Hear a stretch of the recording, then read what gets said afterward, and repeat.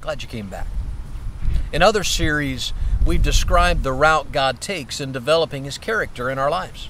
We're going to take that same route on this issue of peace. It starts with our effort to be honest. Essentially, God meets our needs when we admit them. He doesn't barge in and start ordering things around, telling us what we need and then forcing some of it into us.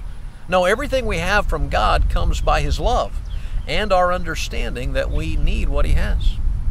Now, if you came to this site, then probably you're willing to be honest about your need for peace.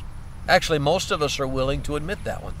When things are growing more difficult and have even moved beyond our ability to solve them, well, we're more quick to admit that we need help. But being honest doesn't just mean I admit that need. I also need to acknowledge that what I'm doing isn't working, or that the strategies I've come up with are failing. I kind of need to come to the end of all those so I can truly demonstrate that I'm depending on God. You see, God doesn't want to be one of the plans I'm working. He's pretty insistent on being the whole plan. Trusting God in crisis means I admit He's my only plan. Now, a lot of people want God's help, but they're not ready to stop their own plans. They maintain their right to their anxiety, and they keep trying to do what they've been doing or just hope God will bless their efforts.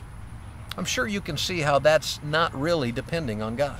If I'm honest about my need and my inability to face the storm with any sense of peace, I must also be willing to let God lead me down a completely different path.